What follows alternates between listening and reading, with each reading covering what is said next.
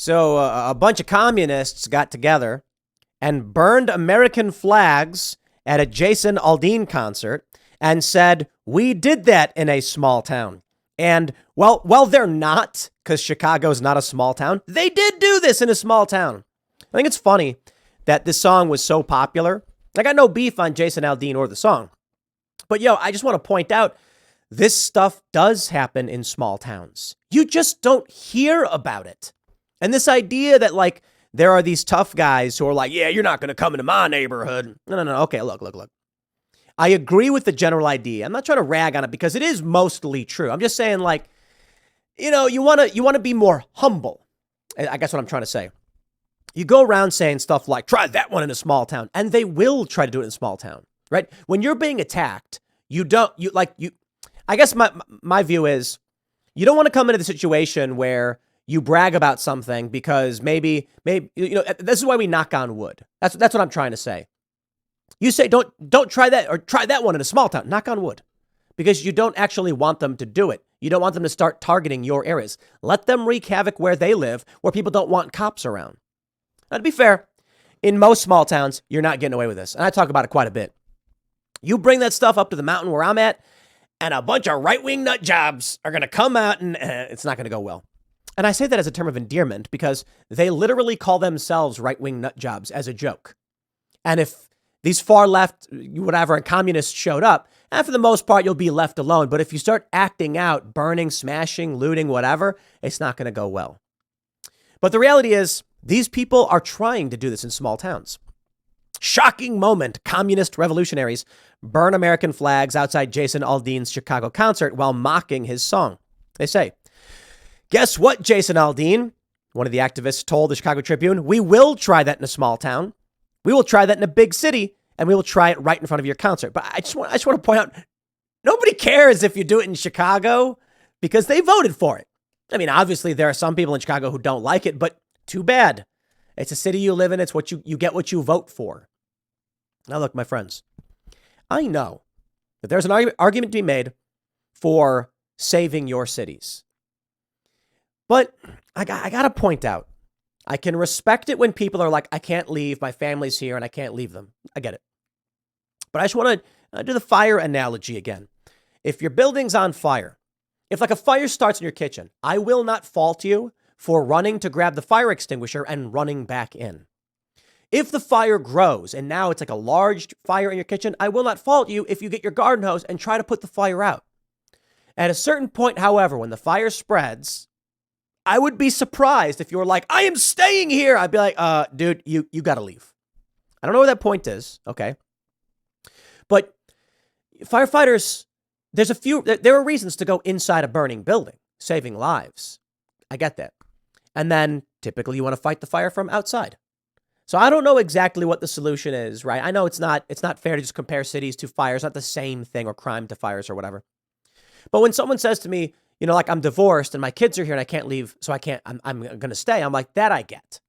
Like that would be like a burning building and there's a fire in your kitchen and you're like, my kids are in here, but I'm out. And I totally understand someone running into a burning building to save their family members or even their pets. I totally get that. They say about 20 people gathered outside of Credit Union 1 Amphitheater in Tinley Park as part of a protest led by Revolution Club Chicago, a far-left group that calls for a revolution against capitalism. I think this is probably related to Revcom. Their shirts look very much the same. It's the revolution. Yeah, Revcom's right there. Come on. The Revolutionary Communist Party. They wear like jackboots and they march, and it's really the cringiest and funniest thing you'll ever see at a protest. They show up with like 15 people to like every protest ever. And they're all wearing revolutionary communist stuff. And then they'll start marching left, right, left. And then you're like watching them. And it's like some 20-year-old white dude. And there's just like, I think the organization, there's a lot of black people involved in it. I don't know if it's particular to this group, but I think there is a huge racial component to it. Not completely, but you'll see a lot of like young white college age, people that are scrawny and weak doing the little marching thing. And it's really cringe. But they say the protesters' aim is to raise awareness of the Revolutionary Communist Party, an organization which advocates for a Marxist revolution in America, characterizing the USA as the belly of the beast. That's really funny. 1, 2, 3, 4, slavery, genocide, and war. 5, 6, 7, 8, America was never great, they chanted. A dozen police officers urged the group to move on, and one cop had to use a fire extinguisher to put out one of the burning flags. It's so cringy, dude. It's such cringe watching these people do this. But I have a funny story for you guys about Revcom and how they operate and how it works. I was in New York during a protest, and there was an organization that showed up called like Refuse Fascism or something.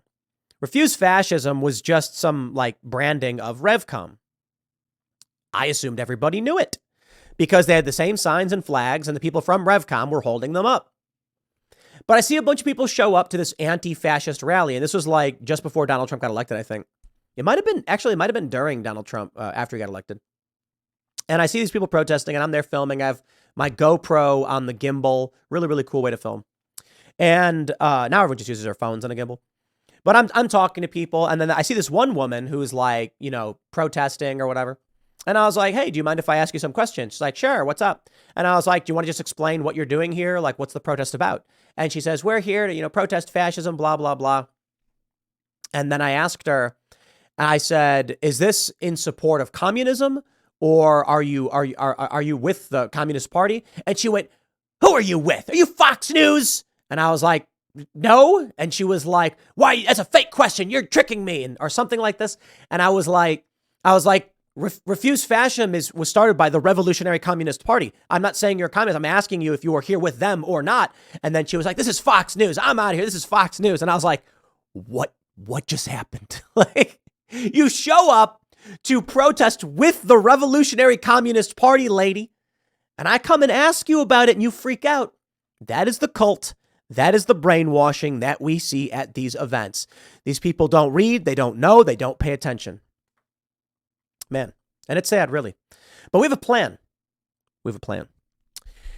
I don't know if we can actually pull it off, but the idea is out there. And maybe I just need to find some more rich people who can help me out. But come on, guys. Come on, man. I often talk about capitalism. We love capitalism. We're the rich people to win the culture war and defend your very way of life. Because right now, it's my understanding that a giant statue of Lenin is for sale in Seattle. 16 feet tall on private property. And I guess they wanted like $250,000 for it. And nobody's ever bought it. And I'm sitting here, I'm hanging out with the boys. We're on Timcast IRL. And I said, we should buy this thing and desecrate it. And Phil Labonte here is laughing, saying like, yeah, yes. And so what everyone really likes the idea is that we topple it and then build a chicken coop over it, half buried or something. So the chickens roost above it and crap all over it. And it's just drenched in chicken feces. But like, it costs $300,000, and that's if they're still even selling it. But my question is like, where are the ultra rich to just do this stuff? So it's like, okay, technically, we here at Timcast could buy it for that price, but it would hurt really bad.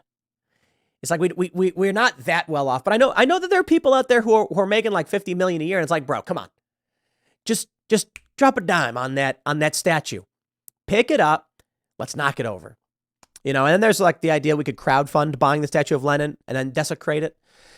And it's like, yeah, but I don't like the idea of having other people give money towards something that somebody would own like that, right? It's fairly communistic. No, but the idea that like I would launch a fundraiser and then be like, everyone pitch in so that we can buy the statue, and then I own a statue worth $300,000. It's like, I don't want to do that. Like, I don't want people to just give me money for that. I mean, I guess it makes sense. When you're a member at Timcast, you're just supporting our work directly.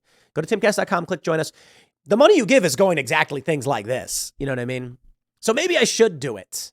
People have been messaging me nonstop, begging me to do it. Like, please.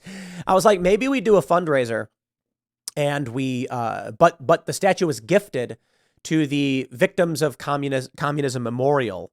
I don't know if they would want to be as crass and crude as we are, because I would want to like really desecrate this thing. Just really, really desecrate it. I don't know what they would want to do it if they would want it at all. They might say, no, thank you. But, maybe we do it. Maybe we should. I I at least got to reach out to see who owns it and see if they're willing to sell it. It's also then transport. So I think we're looking at some serious costs here. It's like 300 grand for the statue. And then how much you think it's going to cost to ship a statue that weighs several tons of bronze or something? It's 16 feet tall. It's huge. That's going to be a hefty transport. And then what do we do with it? I was thinking like, bring it to a range or something and then people can shoot at it as long as it's done properly and safely, I'm saying. But maybe we put it in the chicken coop. All right, maybe I should explore that. The other thing we're working on that I really, really, really want to do is an anti-Times Square in Martinsburg, West Virginia. So we're going to be talking with Chef Andrew Gruel about a Cousin T's Diner, a Papa Jack's Pizza Shack. We got Casperu Coffee House. And the idea is that we create this parallel economic communal space. And I think that will generate a lot of tourism. It will bolster the parallel economy and it'll allow us to say no to ESG. So we got plans to fight back against these communists. And you know what? They can stand in front of buildings and burn all their little flags or whatever. That's fine. I think it's illegal, so I wouldn't recommend it. But they're not going to affect any real change. You know what we're going to do? We're going to buy statues of Lenin and desecrate them. Which, well, to be fair, is about as stupid as burning the flag, if you ask me. But meaningful, symbolic. More so than just a flag being burned again. No, but we're going to open businesses, and that matters. I'll leave it there. Next segment's coming up at 8 p.m. over at youtube.com/TimcastIRL. Thanks for hanging out, and I'll see you all then.